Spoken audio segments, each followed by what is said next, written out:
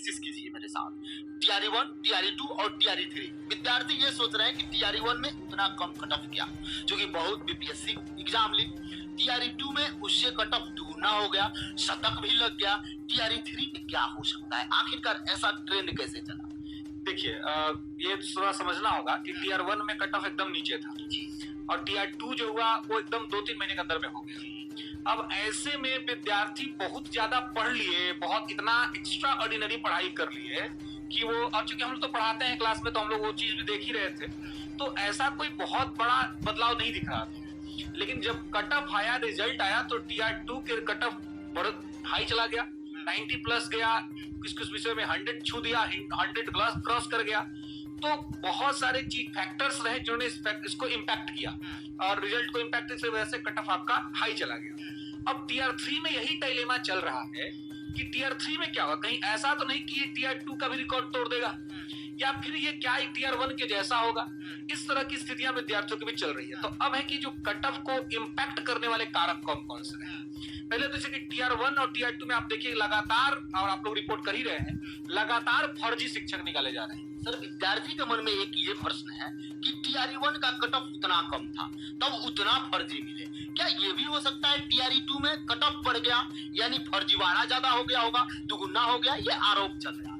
देखिए, बिल्कुल ये आरोप चल रहा है और इसीलिए ये संदेहास्पद है, क्योंकि कोई साल भर का तो टाइम मिला नहीं किसी को, वही 2-3 महीने का टाइम मिला।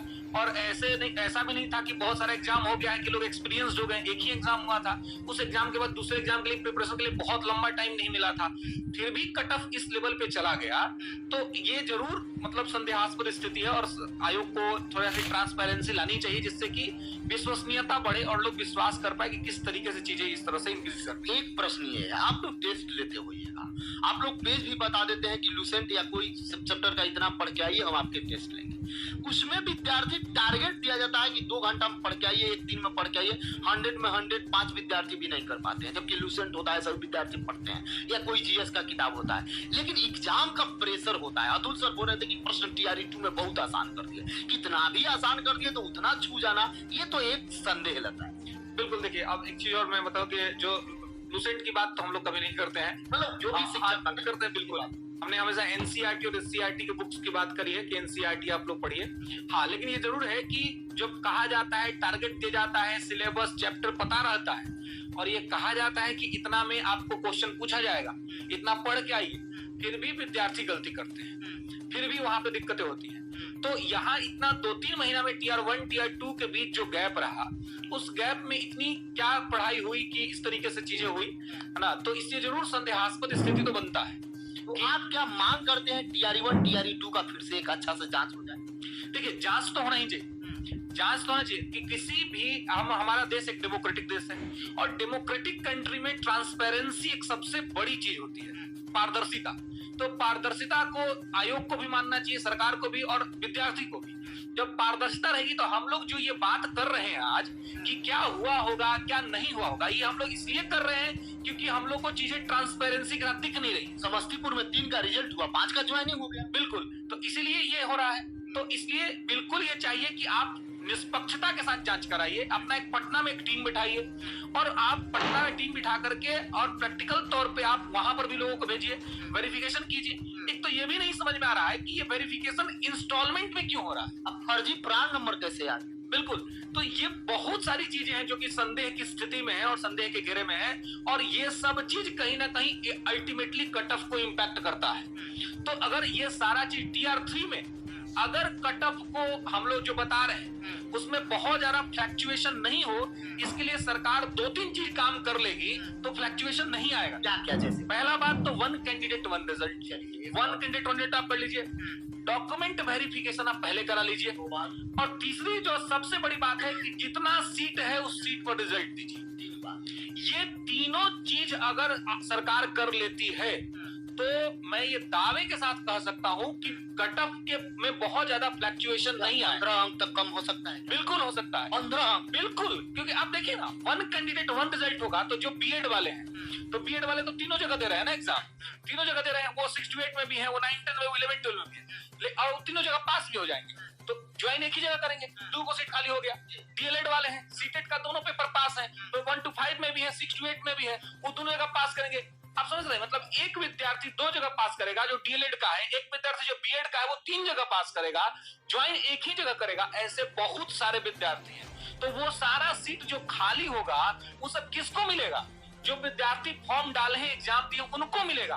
तो अगर वो बाइफर्केशन हो जाता है तो बड़े स्तर पर कट ऑफ गिरेगा और अधिक से अधिक लोगों को, विद्यार्थियों को रोजगार मिल जाएगा, इसमें कोई दो राय नहीं। क्या इसी कारण से आप लोग का कट ऑफ कभी कभी नहीं मैच करता है? क्या यही फैक्टर काम कर जाता है? ये सबसे बड़ा फैक्टर है। 1 कैंडिडेट 1 रिजल्ट सबसे बड़ा फैक्टर। इसके साथ एक जो और सबसे बड़ा फैक्टर वो है टोटल सीट पर रिजल्ट नहीं देना, क्योंकि कोई भी एनालिसिस करता है तो वो सीट के आधार पर ही एनालिसिस करता है। सीट पर आप एनालिसिस करते हो? बिल्कुल, हर कोई वही करता है, कोई भी करेगा, इवन स्टूडेंट भी, विद्यार्थी भी करेगा। तो किस आधार पे करेगा कि इतना सीट है, इतना अपियरिंग है और इतना पर रिजल्ट आना चाहिए।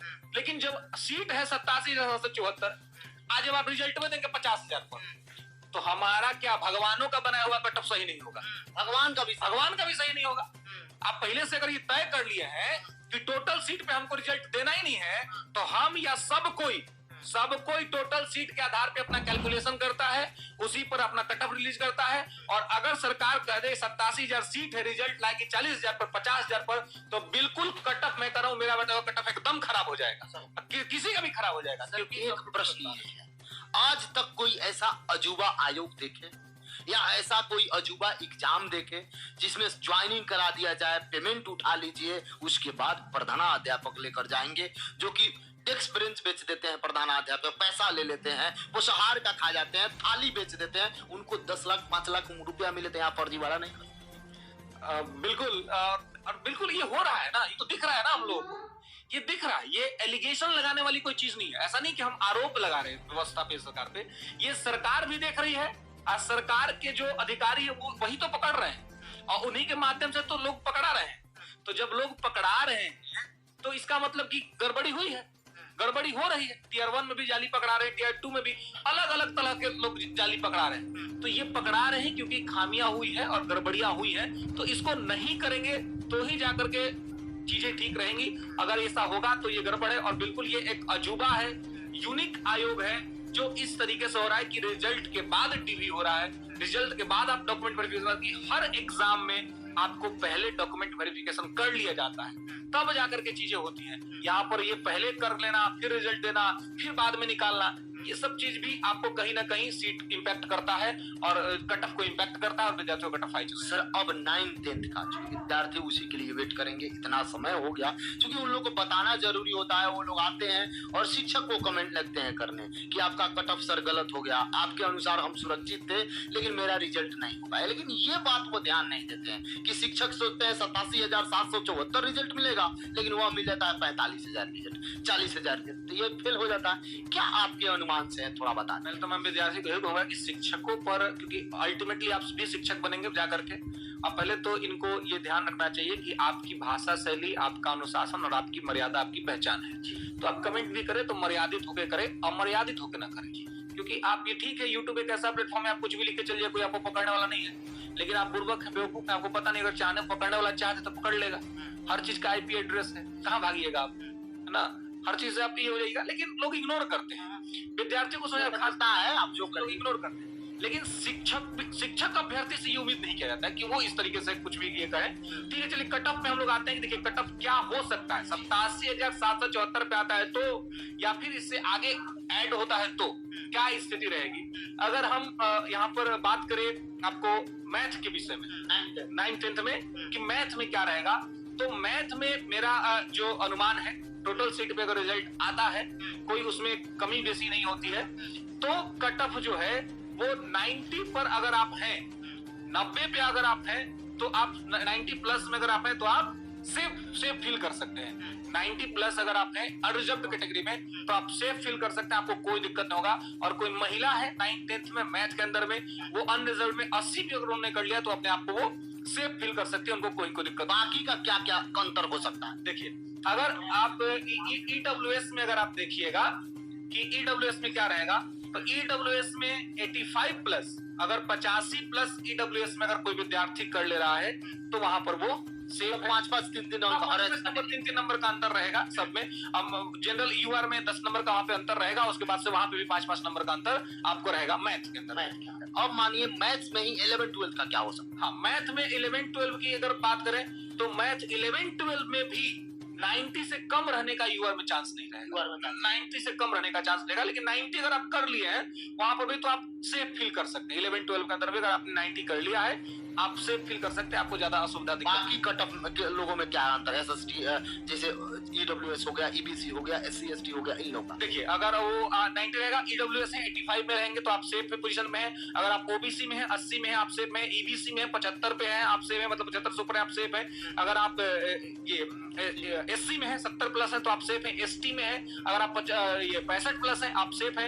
अगर आप डिसेबिलिटी में आते हैं अगर 60 पे है तो आप सेफ है, आपको कोई दिक्कत नहीं होगा। अगर महिला में हमने ये आपको 80 रहेगा तो महिला में अगर आप 75 पे हैं ईडब्ल्यूएस के अंदर में आप सेफ है। अगर आप 70 पे हैं ओबीसी में आप सेफ है। 65 पे हैं अगर आप ईबीसी में आप सेफ है। अगर आप एससी हैं 60 में सेफ है। 55 पे आप एसटी में सेफ है और 50 पर आप पीएच में सेफ है, आपको दिक्कत नहीं होगी। चलिए अब एसएसटी पर आते हैं 9th 9th एसएसटी में अगर मैं मानता हूं कि अगर आपको 80 से 85 के बीच में अगर आपने सही कर लिया है यूआर में तो आप सेफ हैं एसएसटी के विषयों में। अगर आपने 80 से 85 के बीच में सही कर लिया 9th 11 में तो विषय हिस्ट्री में अगर आप हैं, और हिस्ट्री में कह रहा हूं कि हिस्ट्री में अगर आप 85 प्लस कर लिए हैं यूआर में मेल में आप सेफ हैं। 75 प्लस अगर यूआर फीमेल है आप सेफ है, कोई दिक्कत नहीं है। और कैटेगरी वाइज जो 75 मैंने यूआर फीमेल का बताया, 85 हमने मेल का बताया, तो उसमें 5-5 नंबर का अंतर 3-3 नंबर का अंतर अगर देख कर लेते हैं तो उसमें आप हिस्ट्री में सेफ है।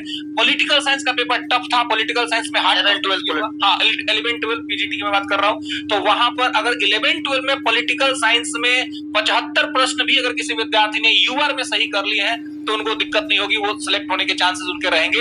और महिला में 65 अगर उन्होंने कर लिया है फीमेल में तो वो वहां पर सिलेक्ट होने के चांस रहेंगे। और कैटेगरी वाइज इसमें 5-5 नंबर का 3-3 नंबर का अंतर रहेगा। ज्योग्राफी की बात करें तो ज्योग्राफी में अगर 80 प्लस आपने कर लिया है 11-12 में ज्योग्राफी में 80 प्लस कर लिया है कोई दिक्कत नहीं है। फीमेल 70 प्लस कर लिए हैं उनको कोई दिक्कत नहीं, बाकी कैटेगरी वाइज उनको 5-5 नंबर का 3-3 नंबर का अपना जो है सो अंतर रहेगा, वो उससे अपना मिला सकते हैं। इसके अलावा अगर बात है इकोनॉमी का पेपर का क्या रहेगा, इकोनॉमी में भी अगर आपने 80 कर लिया है 75 ही सेफ है, इकोनॉमी में 75 ही सेफ है। 75 प्लस अगर आप इकोनॉमी में किए हुए हैं तो वहां पर भी आपको कोई दिक्कत और कोई समस्या आपको नहीं होगी। और फीमेल में 65 आपने किया है तो वहां पर भी आपको कोई समस्या नहीं, बाकी कैटेगरी वाइज आपको 5-5 नंबर का अंतर रहेगा। फिजिक्स केमिस्ट्री मैथ की अगर बात करें साइंस के अंदर में कि साइंस में क्या रहा, तो मैथ में हम लोग बात कर लिए थे। साइंस में हमने बात किया था कि अगर फिजिक्स है आपका विषय, फिजिक्स में अगर आपने 70 तक भी कर लिया तो आप यूआर में मेल में सेफ है। 60 फीमेल में कर दिया है आप सेफ है, कोई दिक्कत नहीं है। अगर आप केमिस्ट्री में है 75 के अप्रोक्स में है आप तो आपका कोई दिक्कत नहीं हो, तो 75 से 80 के बीच में केमिस्ट्री में और बायोलॉजी में 75 से 80 के 80 के ऊपर नहीं जाना चाहिए।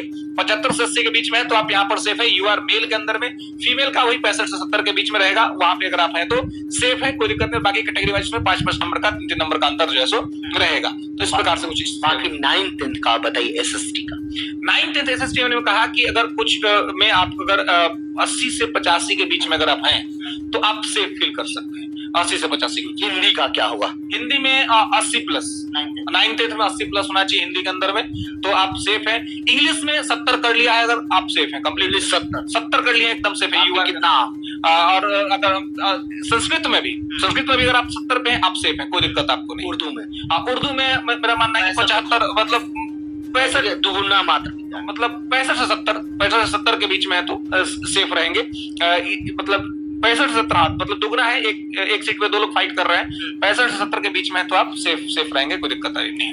बहुत सारे बोटनी हो गया, जूलॉजी हो गया, ऐसा सब्जेक्ट है जहाँ पे विद्यार्थी कम है सीट ज्यादा है। हाँ। क्या उस कंडीशन में केवल विद्यार्थी अगर क्वालिफाई करते हैं तो उनका रिजल्ट हो जाएगा या नहीं होगा? क्योंकि टीआरई 2 में देखे होइएगा सीट खाली रखा गया, रिजल्ट नहीं दिया गया, क्या उम्मीद करें?